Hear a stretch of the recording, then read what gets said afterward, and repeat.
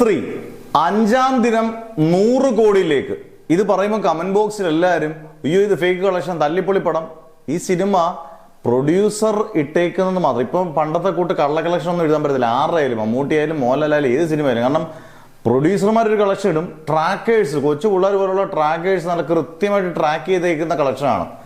ആദ്യത്തെ 3 ദിവസം കൊണ്ട് ഏകദേശം 66 കോടി, 4 ദിവസം കൊണ്ട് 87 കോടി. ഇത് കേരളത്തിലെ മാത്രം കളക്ഷനും അല്ല, വേൾഡ് വൈഡ് കളക്ഷനാണ്. നമുക്കറിയാം ഇന്നത്തെ കാലത്ത് കേരളത്തിനെക്കാട്ടി കൂടുതൽ അല്ലെങ്കിൽ ഇരട്ടി കൂടുതൽ കളക്ഷൻ കിട്ടുന്നത് GCC-യിലാണ്, ഗൾഫ് രാജ്യങ്ങളാണ്. ഇത് ഇങ്ങനെ പോയാൽ ഏകദേശം 5 ദിവസം കൊണ്ട് 100 കോടിയോ അല്ലെങ്കിൽ 6-ാമത്തെ ദിവസം കൊണ്ട് 100 കോടി എത്തും എന്നുള്ളതിൽ സംശയം വേണ്ട. ഇത് നമുക്ക് ആർക്കും കിട്ടുന്ന പൈസയല്ല. ഒരു സിനിമ നന്നാകട്ടെ, അത് 100 കോടി അടിക്കട്ടെ. അതിന്റെ കണ്ടന്റ് കൊണ്ട് അടിക്കുന്ന സിനിമകളുണ്ട്, ചിലത് ചുമ്മാതെ. ഈ സിനിമ എനിക്ക് തോന്നിയത് തിയേറ്ററിൽ നമുക്ക് ചുമ്മാതെ പോയിരുന്നു ചിരിക്കാം. അത് ഉദ്ദേശമല്ലോ. ആട് 3 ഒരു ദിവസം ഒരു ഭ്രമയുഗമോ അല്ലെങ്കിൽ അടൂർ ഗോപാലകൃഷ്ണന്റെ ചിത്രങ്ങളോ അല്ലെങ്കിൽ വേറെ ചിത്രങ്ങളോ പോലൊരു മഹനീയ ചിത്രമൊന്നും അവരും പറയുന്നില്ല. ചുമ്മാതെ പോയിരുന്നു ചിരിക്കാനുള്ള ആടിന്റെ ഒരു ഫ്രാഞ്ചൈസി.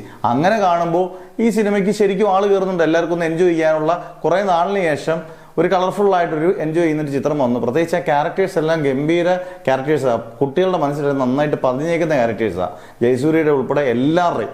അന്നേരം അതുകൊണ്ടായിരിക്കാം ആട് 3 ഇത്രയും കളക്ഷൻ മുന്നിലോട്ട് വരുന്നത്. അന്നേരം നമ്മൾ അതിനെ പുച്ഛിച്ച് തള്ളിയിട്ട് കാര്യമില്ല. ഇത് യഥാർത്ഥത്തിലുള്ള കളക്ഷൻ തന്നെയാണ്.